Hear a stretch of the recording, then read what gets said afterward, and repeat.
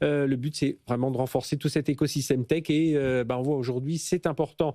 Et avec nous, Alix Mircham. Bonjour Alix. Bonjour Fred. Merci d'être avec nous, directeur marketing et achat chez Optimis. Donc Optimis, plateforme qui met en relation à la fois les donneurs d'ordre et puis des freelances, des ESN, voilà, qui cherchent. Et justement, sur cette plateforme, ça fait beaucoup de données. On peut voir quels sont les profils. Est-ce que le marché est un peu en tension? On va en reparler dans un instant. Justement, peut-être démarrer par là, parce qu'on ne s'est pas vu depuis un moment sur cette plateforme. On en est où aujourd'hui? Alors, on a appelé ça l'indice P2I. Ouais. Voilà, le but, c'est de voir un peu quels profils sont recherchés, quelles technos. Alors effectivement, on ne s'est pas vu depuis 6 mois, donc on a revu notre base de données pour qu'elle soit encore plus riche. Le constat, il est assez certain sur le fait que les entreprises ont moins de besoins. Là, sur les 2 dernières années, ça se confirme encore. Là, sur le dernier trimestre, il y a 25% de besoins en moins sur le premier semestre de l'année. Notre indice, justement, P2I, qui veut dire prestations intellectuelles informatiques, il remonte. Il repasse le cap des 1000 et il monte à 1090. Ça veut dire que en fait, le marché est malgré tout en tension. Oui. Parce que sur certaines typologies de projets, on manque quand même de talent. Et du coup, sur ces profils-là en question, on a jusqu'à moins 19% de baisse de profils disponibles. Alors, on va revenir plus en détail, parce qu'on verra justement data business, intelligent, évidemment, l'IA, tout ça est important. Alors, justement, parlons un peu emploi, parce que j'avais titré ça, les startups, emploi dans le vert, financement en berne. C'est vrai qu'on lit beaucoup de choses sur cette rentrée de la French Tech, Julie. Moins d'introduction en bourse, pas de fusion-acquisition, un peu moins de 3 millions d'euros de levée de fonds pour les startups tricolores, donc moins 35% par rapport à 2024. Bon, et là, on va même pas parler de la conjoncture politique. On en est où aujourd'hui? Alors, on a une rentrée qui montre finalement que la French Tech, elle est assez résiliente. On a des entreprises qui ne sont plus uniquement des jeunes pousses, c'est plutôt des entreprises de taille mature qui, du coup, peuvent se permettre d'aller plus vite vers la rentabilité dans des périodes, justement, un peu plus d'incertitude. C'est ce qu'on constate, notamment, vous en avez parlé, mais on a un programme d'accompagnement, donc le French Tech Next 40-120, qui accompagne les 120 entreprises technologiques les plus prometteuses. Et on voit bien dans ce programme qu'il y a eu une transformation en un an. 44% des entreprises sont rentables aujourd'hui, alors que l'année dernière, pour le même programme, on avait 30% de rentabilité.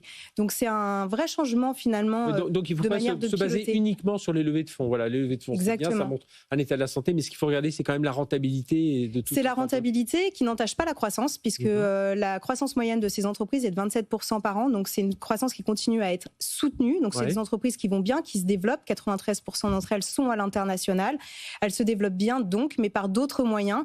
Et notamment, puisqu'elles ont atteint un certain stade de maturité, elles peuvent se permettre de travailler avec des grands groupes et donc d'avoir des contrats de taille plus importante sur la durée qui leur permet de s'adapter. Et ça, c'est le programme, on y reviendra, c'est je choisis la French Tech, c'est ça? Tout à fait. Je choisis la French Tech, je vais réussir à le dire. Et puis, en termes d'emploi, je voyais les chiffres de Numéum, c'est plutôt pas mal. Ils ont pris un échantillon de 14 000 startups, 16 000 emplois nets créés, plus 4,6%. Donc, on voit quand même que même si les levées de fonds sont un peu en berne, ce que vous disiez sur la rentabilité, puis derrière sur l'emploi, ça se poursuit. Tout à fait, ça se poursuit. Dans notre programme, c'est 42 000 emplois créés par les startups, les 120 startups les plus prometteuses, sur l'ensemble du territoire français. Donc, on est vraiment dans une dynamique plutôt positive.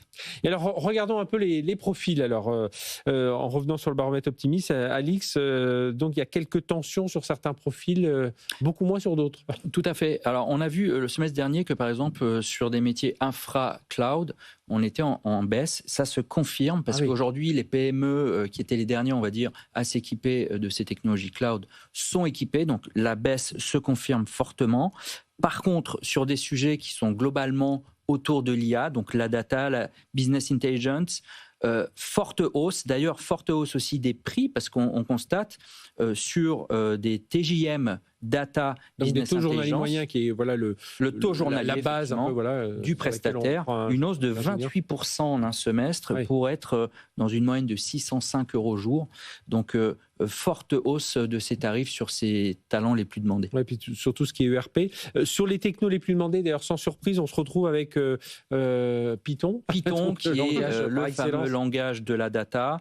SQL aussi, malgré une petite baisse sur le dernier trimestre, et aussi Jira qui est un outil c'est gestion des bugs, des incidents, tout ça. Des incidents et des suivis de projets, effectivement, le top 3 des technos les plus représentés. Notons quand même une forte hausse aussi de GitLab, de 40% en un semestre.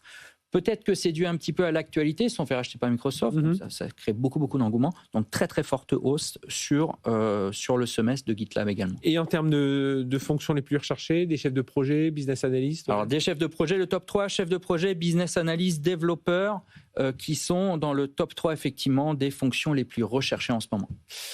On le voit, hein, on reste dans une guerre des talents. Hein. C'est ce qu'on remarque aussi dans la French Tech, Julie. Alors complètement, et notamment avec l'arrivée de l'intelligence artificielle, ou plutôt son renforcement.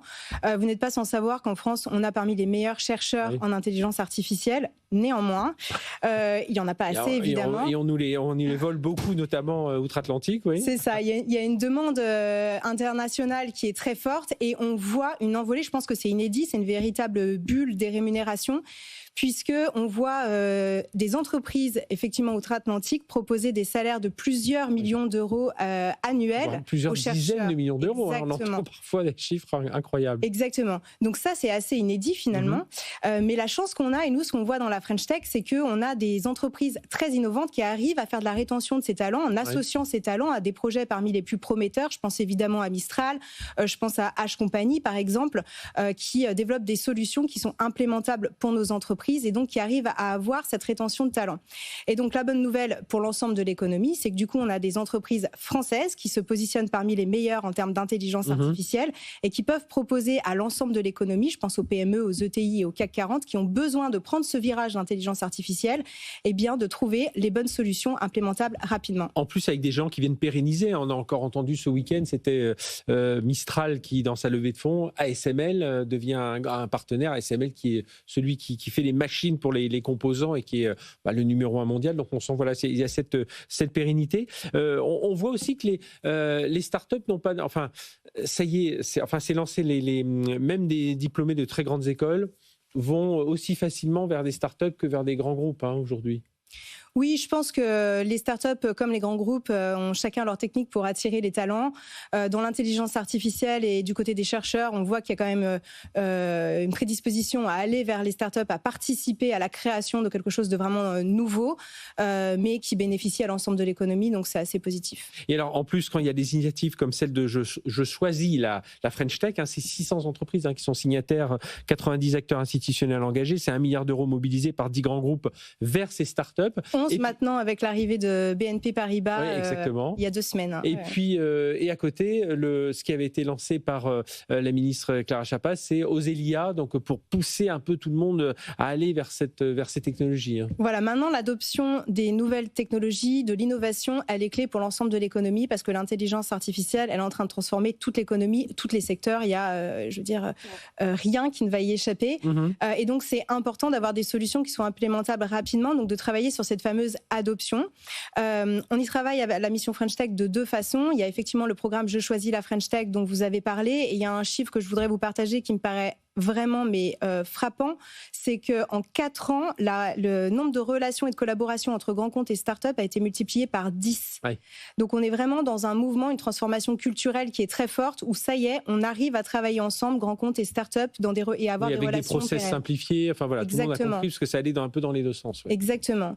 Et ensuite, il y a tout ce qui est autour de l'intelligence artificielle, où là, en fait, on a aussi besoin de se former, de comprendre les enjeux, et donc, grâce à nos capitales et communautés de la French Tech, donc les associations qui sont sur l'ensemble du territoire, on en a 48 en France, eh bien on déploie une partie du programme Oselia qui a été lancé par la ministre Clara Chapaz avant l'été et qui consiste à démultiplier finalement les événements pour former les collaborateurs, pour former les dirigeants aux enjeux d'intelligence artificielle, mais aussi pour leur montrer l'ensemble des solutions qui sont déjà existantes et accessibles pour se transformer rapidement. Oui, puis on va en parler avec nos 2 experts un instant. Alix, oui c'est ça, on imagine que dans le futur, si on voit un petit peu des tendances se dessiner, évidemment tout autour de l'IA...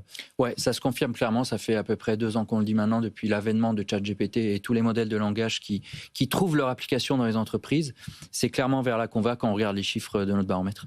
Eh bien, merci à tous les deux. Alix Mircham, directeur marketing chez Optimis, et Julie Huguet, directrice de la mission French Tech. On suivra bien entendu cette rentrée forte, parce que évidemment, Tech Co Business, on suit, on joue aussi la promotion de cette mission French Tech avec ces belles entreprises qui sont en train de s'imposer peu à peu. Il faut vraiment y croire. Merci d'avoir été avec nous tous les deux. Merci beaucoup. Allez, nos experts dans un instant, on va continuer à parler.